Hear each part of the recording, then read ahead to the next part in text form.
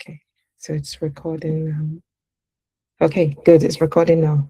So, so you make your application via the university portal, and then you submit your application. You pay all of that application fee, and then you wait for a feedback. Most times you get back.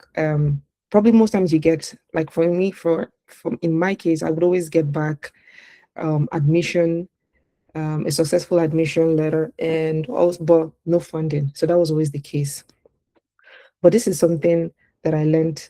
You actually have to actually message the professor you want to work with. That is a sure banker of getting it. There's no two ways about it. You need to send a message to the professor and say, hey, I saw your work online, even if you're not even interested in the work. The idea is at least to just get your name out there. I saw your work online. It's related to something I did in my undergrad, and I would like to come and work with you.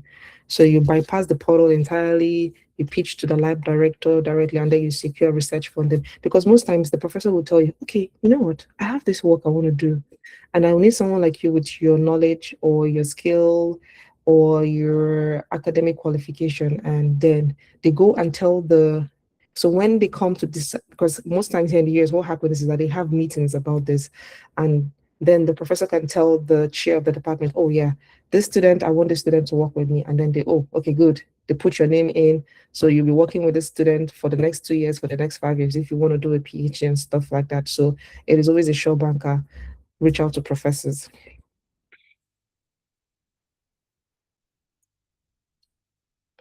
Sorry, let me see. Why is this stuff not moving?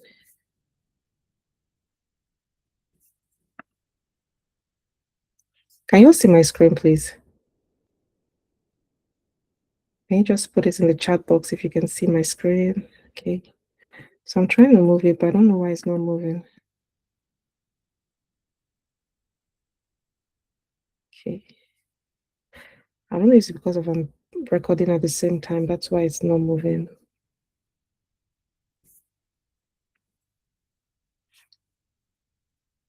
Okay. So this was a strategy I used, and I learned it from somebody I watched on YouTube. So he said when he was applying to the United States, he went state by state. I mean, he went through all the states, and then he started applying to all the departments in all the universities in each state. I know it sounds like a lot of work, but I tell you, that is how I got mine. So let me tell you how I got mine. I went on Wikipedia. Because it's like list of all American universities in the United States, and then I went through all of them state by state. That was when I came across some universities. Right now you may not have heard about some universities, but when you go on Wikipedia, you'll be like, oh, there's even a university called this, because maybe sometimes you just hear schools like Harvard, Bowling Green State, probably hear Massachusetts, MIT, you hear Yale, Stanford, but there's still other universities out there. And so I went state by state, and then I started sending out emails to all the professors in all the universities. So I'm doing MSc geology. So I started sending emails to all the geology professors in those universities. And I got a lot of, no, we're not looking for a student. We're not looking for a student. No, but guess what? I was putting myself out there.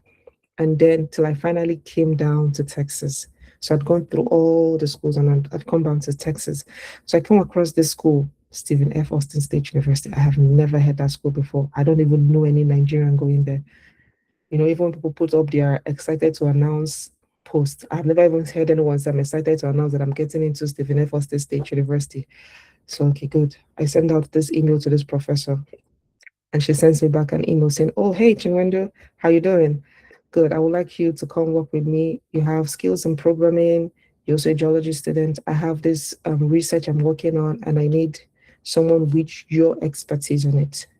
Now, before then, I had sent out over, I can't even count, but I know that it's nothing less than 100 emails out to professors. But see, because I had to enlarge my pool of application or pool of email outreach, I was able to actually get one. So when I tell people, when they say, oh, I sent out 5 applications, that's not how it is. You need to enlarge your pool, and then one of them just singles you out. That's why I say people that professors are always getting grants and funding here in the United States, and they're looking for students to work. And most times they won't even want international students to work because they know that your visa is tied to this research. So you're going to do everything within your capacity to make sure you graduate and leave. And so that was how I did it for me. And then I sent out all of that. And beautiful thing, sorry, good. So this is where I was talking about. You send out at least 500 emails. You might get like 450 ghosts or rejections. But guess what? At least you're getting yourself out there. And then some might call you for an interview. And then at the end of the day, you land that one interview. The idea is to land. You just need one yes. That's all. That one yes gets you when you get your 1 year school, that's when the professor now tells you to you can come over, then you cannot apply to the school. At least you have this confidence of I'm applying to the school gives you admission, they send you your F1, you start applying for your visa, and then you go for your interview, you're successful with it, you're in the United States. It's that simple, but it starts with that background work, which is something that you have to put in the work to get it done. If I had done the normal route of just maybe send out applications to like 10 schools, I'll probably still be at the same spot, and I'll be like, this US thing, maybe this US thing is not for me. This graduate funding thing is not for me. But when you increase your pool size, your outreach size, then you're actually working towards getting that one yes. So another thing is how you send out your email. The beautiful thing now, we have AI to actually help with that letter. But first of all, you introduce yourself, talk about your undergraduate research, or probably talk about something you're doing now at the moment. But one thing is for sure is, so one of the things, and then I would do then is that I would take so I would go to the professor's website and I would take their most recent publication, get it, and then I go into chat, as I then I was using chat, and then I would say, okay, chat, looking at this professor's research and looking at what I've done so far, what's the link? And then even if there's no link, try and find the link. But shall just give me an email I can send to them. Don't make it sound so robust, and don't make it sound so robotic. Put some personality in there. At the end of the day, they want to know who this person is. We Americans are very, how do I put it? They're very impressionable. They want to know your personality. Oh, do you do stuff? Even if you can, if you find out that the person likes cycling and it's something that you enjoy, and say, oh yeah, I enjoy cycling. That's my hobby and stuff like that. But at least what I'm trying to say is that I want to see a person behind all of this. So you try to tie it. Oh, okay. So these are experts from what the email I sent to my current professor now. I looked at what she was doing and what I was doing were actually similar. Now, what the email I sent to her about the project I would like to work with her on is not what we're working on right now. It's a two different things. But at least first of all, you need to let the person know that you've read about their work. If you just send it, I'm sorry if you just so it's actually raining. It's raining heavily outside, and the thunderstorm is crazy. So please bear with me if you heard that very loud thunderstorm. Sorry about that. So, um, where was I? Okay, good. So, this is expressed from the email I had sent to my professor telling her about what I was going to do for her. So another thing is that try not to beg. Oh, please help me. I want to leave Nigeria. I'm tired. Timibu, all those things. It's not necessary. Just focus on, oh, this is what I want to do, this and that, and the rest. I can pitch yourself. I am very good. I am the best man to work on this project with you. And if you've actually found out, maybe the professor has put out like say a notice actually wanting people to come and work with her. Beautiful, fantastic. You can say, see, I'm the best man for this and stuff like that. So you can actually, even if you want to write it yourself, you write it yourself and you can say, oh, okay, chat, AI, Claude, whatever you use, look at this. Does it make me sell myself out to this person instead of begging or stuff, does it prove my confidence and does it align with the professor's work, and ask for a conversation? And another thing is that most times you will not hear back from them on the first instance. Always follow up, send them the email, give them 1 week, send them another email. So, hey, I just wanted to check in if you got my email the last time. In case you didn't get it, I can send it back again to you, Then if you hear, if probably they don't answer the second time, you just let it be. Or if you hear, oh, I missed the email the first time, follow up and stuff like that. So, um, professors are running small businesses and they need competent people to execute their grants. That's the truth. Professors are always looking for grants to fund their research lab and they're looking for students to work for them. And most times it's most international students that have that most international students are people who actually have this time to actually come and work with them in their lab. So they're looking for competent people who help them advance this research. At the end of the day, when you come in, you now realize that you're the one who's actually pushing this research. Your supervisor is just okay, do this, do that, do this, get this done, and get this done, and get this done. And at the end of the day, they publish the paper, and so it's more of you're helping them grow their research lab. You're using your manpower, your expertise, your knowledge to help them grow their research lab, and then they acquire more funding, and then you leave, and another person comes, and you get it moving, stuff like that. So good. So as international women, we're often taught to be quiet, wait at home, be grateful, but that script. The funding, academic funding system rewards aggressive self-advocacy, so be audacious about it. When I was going about my application, I was very brutal with it. I was sorry, excuse me. I knew what I knew what I had to offer professors, and I was also very so there was some I didn't want to do teaching assistantship. I really wanted to do purely research assistantship. I remember some professors told me, "Oh, if you're coming to work with me, you're going to be a teaching assistant." I was like, "Not for me." I really wanted it, so that's why I had to put in all of that effort because I really wanted a place where I could just use think. I didn't want a situation where I'm going to classes to teach. Teaching assistantships are beautiful. It's just personally, I just didn't want to teach. I just wanted to do pure research. And that's something I was very audacious about. So when you start out this thing, don't ever think you're not qualified and stuff like that. When you come over here to the United States, you see that you are more than an overqualified. When you get to meet your peers, you'll be like, I study books now, stuff like that. So one of the things you have to go in with that mentality. I am the best man for this job. And even if I'm not the best man for this job, I will turn myself into the best man for the job. So I have a challenge for you. If this is something you're actually considering doing. So I would say in the next 48 hours, you can go on Wikipedia because Wikipedia, I think it has the most extensive list I've seen so far. Probably there are other lists out there, but I'm very sure of Wikipedia. You can get to 3 states. You can say, okay, Texas, Louisiana, Arkansas. I'm going to start with these 3 states, and I'm going to send probably you're in psychology, probably you're in law, or you are studying engineering, whatever you're doing. And I'm going to actually send out emails to all the professors in all the universities in these 3 states. Most times when I give people this, when people come to me and say, oh, I want to come to the United States, and I give them this assignment, I don't hear from them again.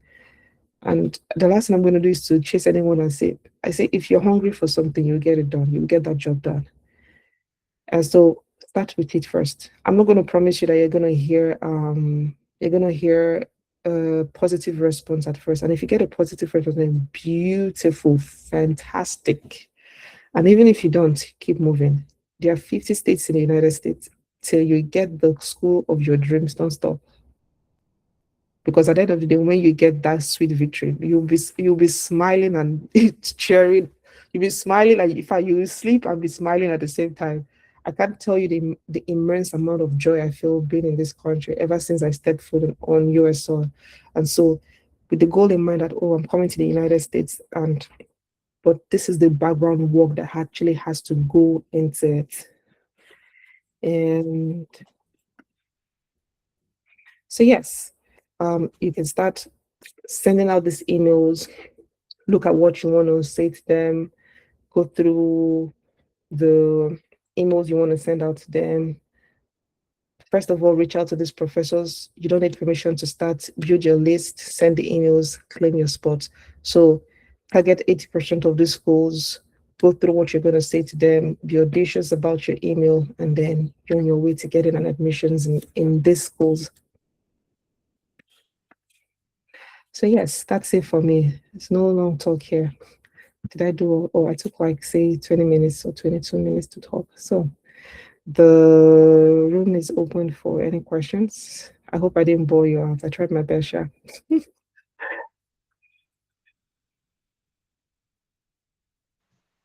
Yeah, I have a question. Good morning. Oh, Thank you so much. Would this be possible for someone who is aspiring to do an MBA? oh yeah, sure. Yes. Okay, all Yeah, right. Thank just you so much. yeah, sure. Okay. Thank you, Messi.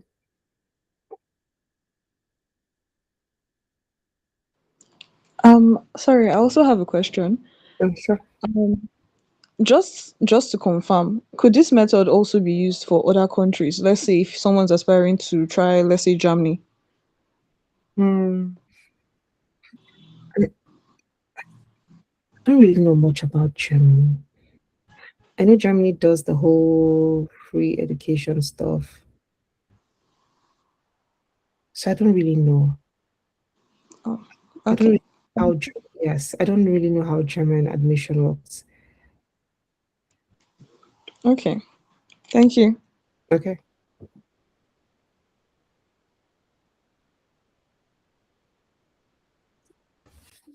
Thank you so much, Ma, for that fantastic presentation. I was wondering if it was possible for you to walk us through, maybe like step by step, for some of us that, the information was really amazing. I was doing a lot of screenshots and taking a lot of notes, but I was wondering if you could just walk us through, like maybe one from maybe Google, how it would look like to find one a course. Say for example, if we're going to do communications, for example, and then that's the course that we want to do, and then maybe select a school, one random school from Google search, right? And then Okay. select maybe university, so that it just kind of breaks down that process in our minds, how it works. Thank you. Okay. Yeah, that makes a lot of sense. Thank you for bringing that up. So yeah. So let me just do that. I'll have to stop sharing and then start again. Okay.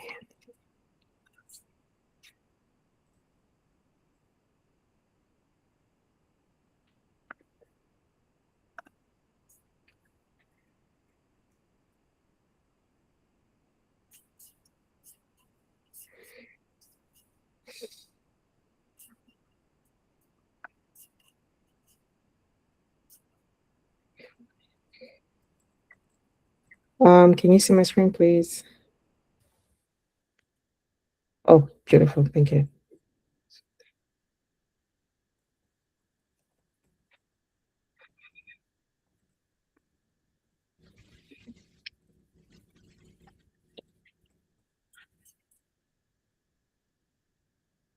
Okay, so good. This is let me put this off from dark mode.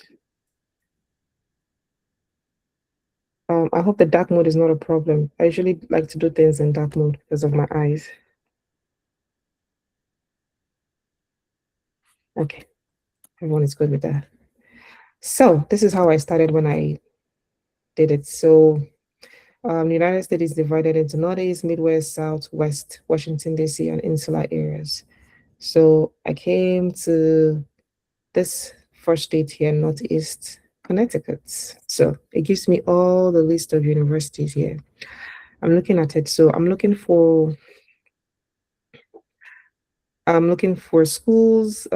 Colleges are mostly like say for undergrad. When you see a school says college undergrad, then I'm looking here. So Carnegie classification for schools basically is classifying colleges in the United States based on the advancement in teaching and stuff like that. So I look, this is a master's school and is a private school. Okay. Private schools most times have funding. I look at it. I look at the school. Central Connecticut State University is a public school and is a master's university, meaning I can only get my master's here. So I said, okay, let me check it out. So Central Connecticut University. Good. So I come here and I look at their courses, programs and majors.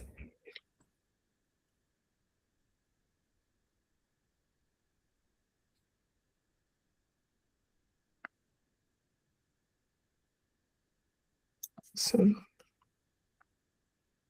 okay, good. So I look at their graduate school.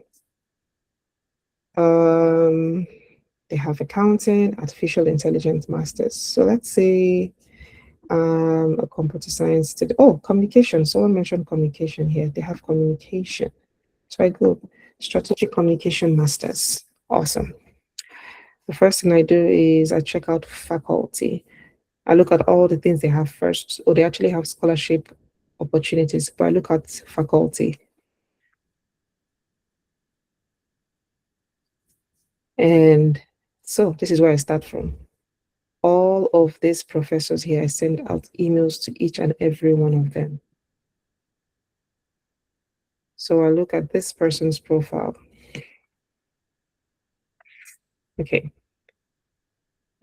I look at their most recent papers. So the last time this person published, or from what we are seeing here, is destigmatizing dysfluency, stuttering in peer telephone support. Good. So I go on Google Scholar and go and look for this paper.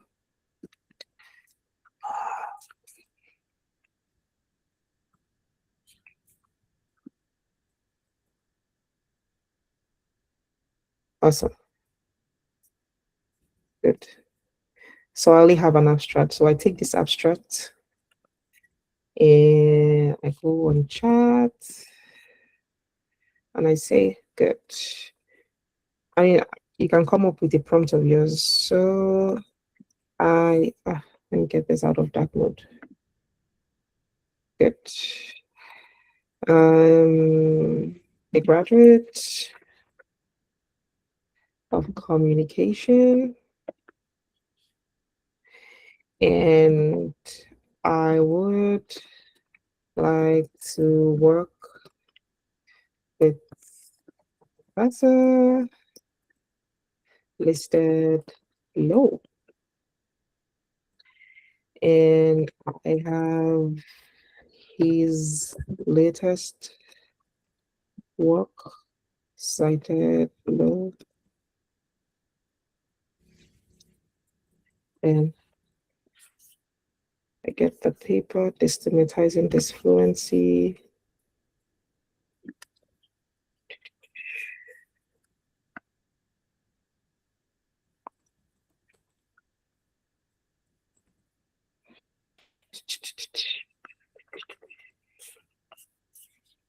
Then I go and get the professors.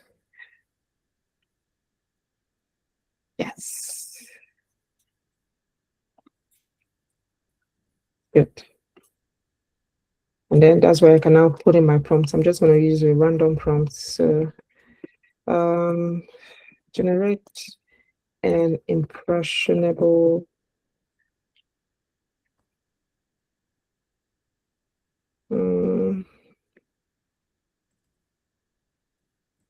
email.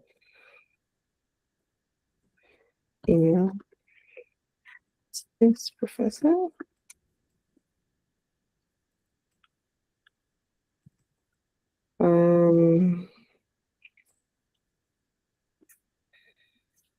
Impressive email to this professor. Okay. Discussing you upload your resume. So one of the things I also do is I also upload my resume to chat so chat can go through my resume and see all things I've done and actually put that in the email. Discussing my work experience and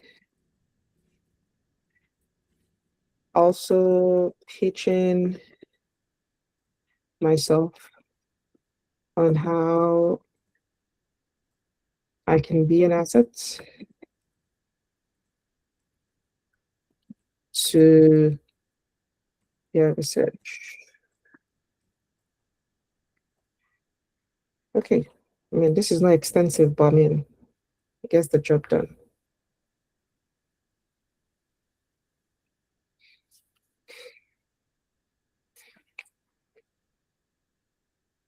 Good. So it's actually now telling me a stronger version can be created if you share your degree, research experience, and all of this. So yes, And then I take all of this and I try, make it more impressionable, and then I send it out to the professor. So I was doing this. I would wake up then then I was back in Lagos. I wake up at 6 a.m., start this and do it till like 8 p.m. at night every day. I was trying to make sure at least it gets to like, say, 20 professors every day. Some respond instantly, some take a week to respond. So this is just what my workflow looked like then. I hope I've answered the question to the best of my ability, mommy. Did I do a good job? Or should I do it again? Okay. Yes, thank you so much. Yes.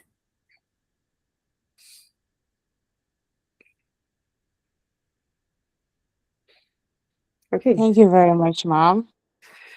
Thank you very much, Miss Chiwendu. Yeah. So I do still have personal questions though, personally. So I think for my number one question is for your scholarship, was it like a full scholarship or it was half and half? So I got a fully funded scholarship. So basically, the research my supervisor is working on, the grant. So that's where I get my funding from. So basically, my school doesn't pay me. I'm actually paid from the grant my professor got. So that's why it's fully funded. So your full funding can come from the school, pays for the pays, yes. Your funding can also come from a research your supervisor is doing. Probably your supervisor might be doing funding, might be doing a project for, say, the US government, or probably for a research institute. So give her, give her the funding for it. And then from that funding, she's already, because when she's writing out her grant funding, she has already put in there, oh, I would need 2 research assistants to help me with this. And then so she puts it that in that assistantship, so good, your school fee, your tuition is taken care of, and also she also puts all your stipend for the month. Thank you very much, ma'am. So Miss Omomi asked the question and she asked for direction, and I also wanted to ask about that. Well, thank you very much for showing us. And but I think this is like for everyone. I'm asking for like everyone. So when it comes to you doing courses and you looking for scholarship like that, and probably you don't see opportunities related to the course you do or the course you studied rather, or whatever thing you're working on. So how are you going to work with that? Especially Hmm. if you want to do something there. So if I understand, excuse me, if I understand your question correctly, you want to do a course that you didn't do in the university, your undergrad. Is that what you No, said? like if you're trying to apply and Mhm. you don't see opportunities related to the course you studied in the university or probably what you're working as presently, how do we work that?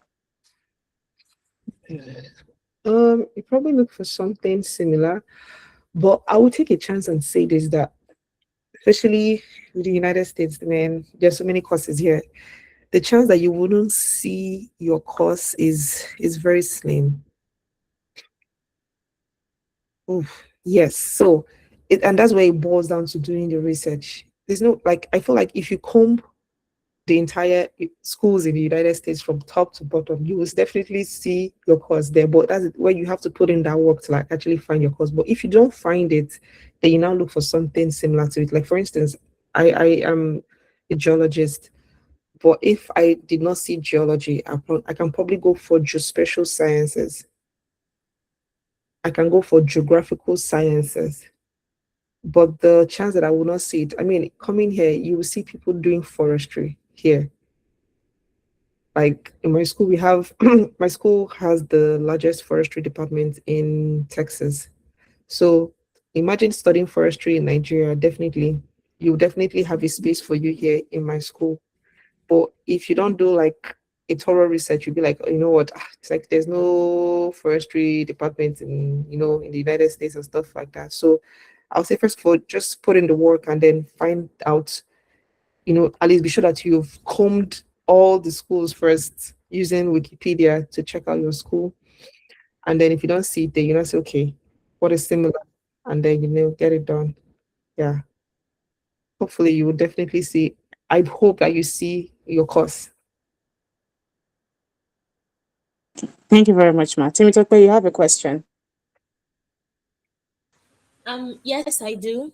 Thank you once again for this. My question, I have two questions.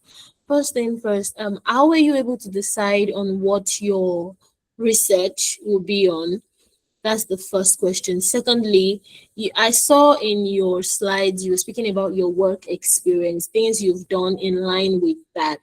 So what if you want to go for, say, a master's research, but you haven't exactly maybe done anything in line with that? Say you've not done any research, you've not worked on anything that has to do with it. Is that still plausible? Is that still something that can happen? Thank you. I hope you got my two questions. Thank Yes. you. Yes. Oh, did I? Oh, okay. Okay.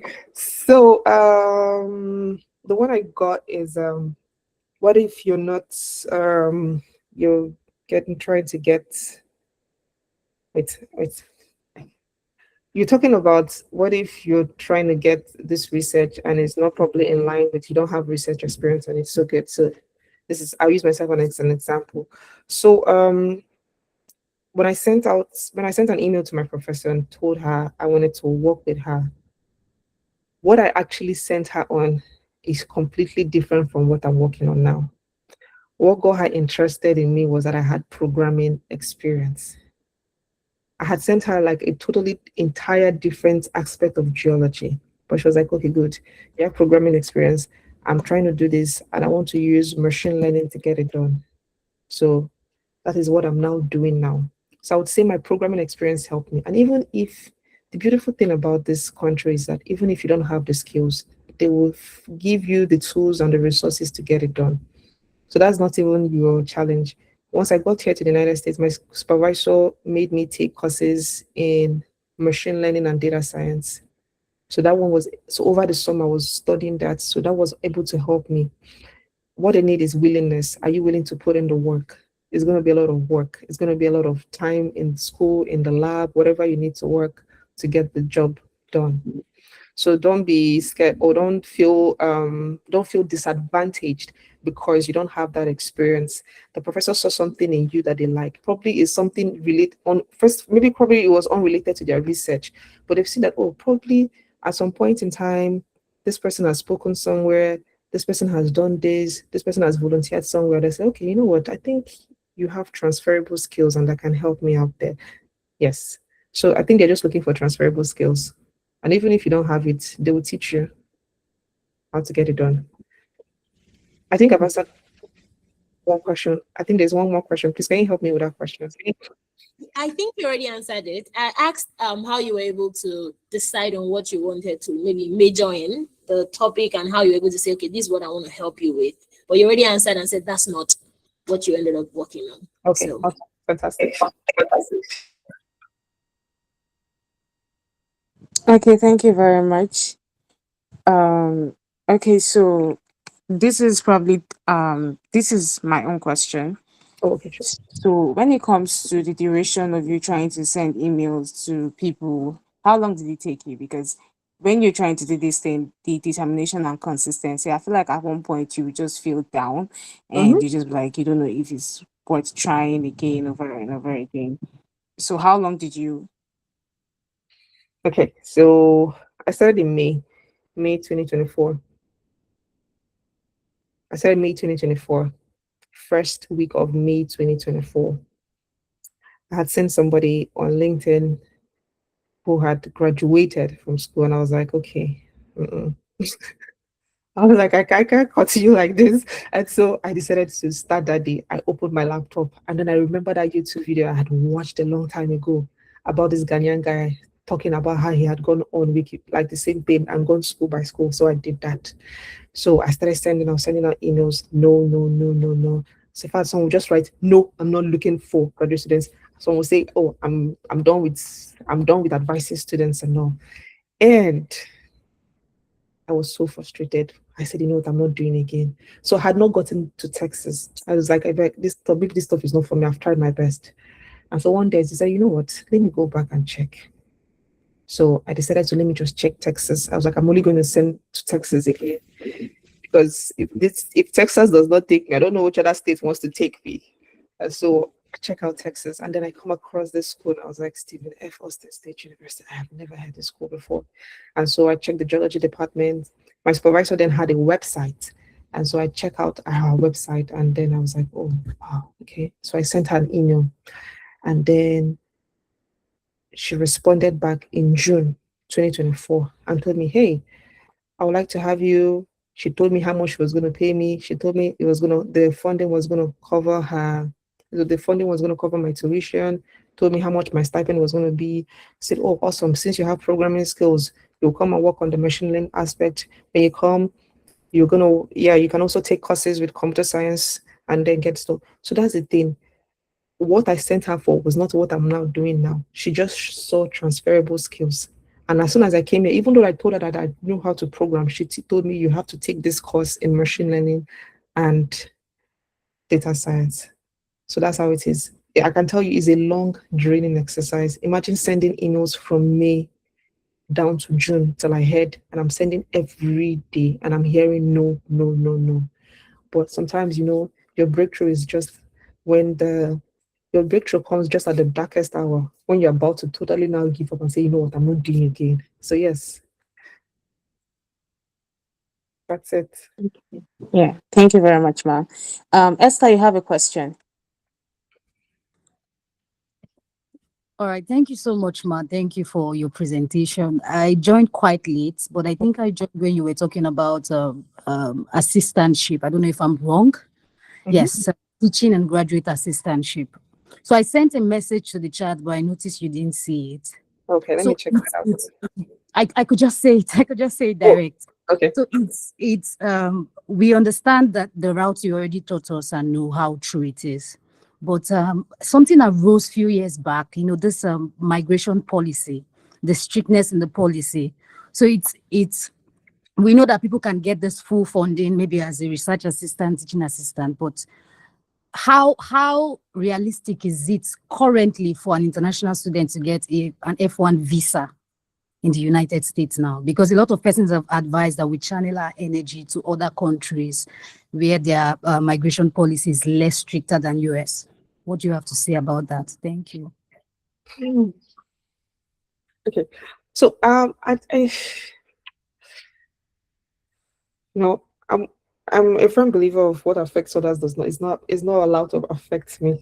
This is just me speaking personally for me. One thing I believe in is trying. I will first of all try, and then if it doesn't work out, then I know that at least I tried. I know there's a lot of immigration policy. Even as we're in the United States, we're still getting, you don't know what you're going to wake up to and hear that, oh, President Donald Trump has changed something. But that shouldn't stop you from trying, at least, because professors are still looking for students. They need students to work for them. Somebody has to do that research, and that's where you come in as an international student.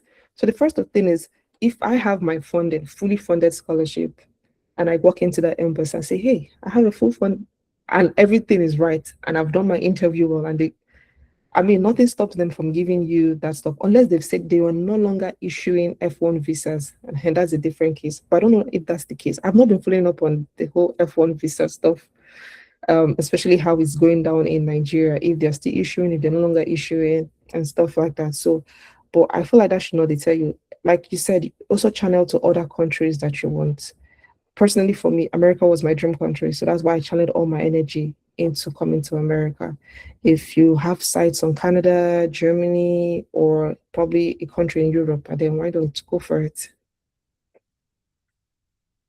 All right, thank you so much, man. Thank you. Okay. Thank you very much, Esther. Mr. Mom, you have a question? Yes. Okay. So my question is in two parts. The first one is the courses that your professor said you should take. Was that integrated into like the curriculum, or was this like an online course at Coursera, or how were you able to? What was was this part of like the list of courses that you're supposed to take during summer, or you just let that on your own? So the courses were not part of typically the courses are not part of what I would say a typical geology student's curriculum as at when I took it. So what my professor did was she infused it into it for me. So I actually took the courses on Coursera, but on my transcript it reads data analytics in geosciences. Oh, that's brilliant.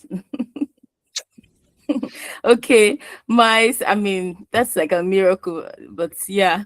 The second question is, how does if you are not going through the funding from like maybe the grants, how else can you get funding from maybe the school itself? Because I think there are some schools that automatically, if you are from non-EU countries, they automatically give you scholarships, a certain percentage, maybe not full. So I don't know if this applies for America as well. So I think my question is, do you know of any of those? And would it be like maybe the same process or the same way, it would be to apply? Because we see these steps which you've generously shared on how to apply to get, funding, as maybe to be a research assistant. But how would it look like if we had to go directly to the school and reach out directly? What, would that, entail? If you had to reach out directly to the school.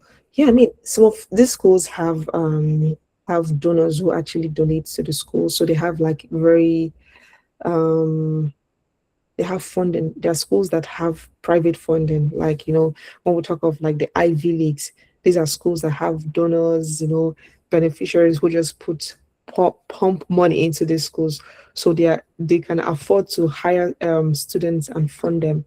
And most times there's also some schools that don't actually have funding, so they depend on these grants and research that they do from, say, the US government or research institutes. So yes, you can actually apply to the schools. And some of them give full funding, some give partial funding. I know that most times they actually have more funding for PhD students because it's going to be 5 years of work. So they take off, they actually pay for their tuition and stipend. So most times they even go further and make even covering health insurance. I personally, I have to pay my own health insurance, but there are schools that students don't have to pay it. The funding, the school, they take care of it. So it's two ways. You can go through the school, and then if the school has funding, yes, most times you have to reach out to the program coordinator. They have information like this. So that's another route too. In addition to also what I shared earlier, you go through the school, reach out to the program coordinator, and they say, okay, good, we have funding. The department has funding for this, and then they take care of it for you. So any which way it works. Do I explain further, or have I answered your? No, that was very clear. Thank you so much. Okay. Okay, thank you very much, Ma. Thank you very much. Please, do we have further questions to ask? Okay, so I take that as a no. So please, let's drop in reactions to thank her for this wonderful session. Please react with your clapping of hands, thumbs up. Let's say thank you. That's our own method of saying thank you. A very, very huge thank you, Ma. So this session was very, very incredible. And we really, really appreciate each and every one of us. And we want to say a very huge thank you for making our time to be able to lecture us about these things. And very much personally what stood out for me was you have to be intentional, you have to know what you want to do, you have to be consistent in whatever you're doing and be expecting rejections and stuff like that. But eventually, God is always by your side and you're eventually going to get the opportunity. So each and every one of us from today, it's like it should be your primary assignment to start working out something, start applying for scholarship. And this session should not be a waste for you. Also look at this as an opportunity to grow yourself and just start something today. So I want to say a very, very huge thank you. Also, to everyone that joined the call, to everyone. Some joined in, some joined late. So a very huge thank you for joining in. A very huge thank you for making time to be available. And we want to say thank you once again, Miss Chiwendu. Do you have any closing remarks for us? Yes. So I want to, and like the same way you were actually thinking of making all this application is the same way every other person or most other international students from different countries in Africa or even the world are trying to also make this. So you have to also just enlarge your poll size. You don't need let me not say that way.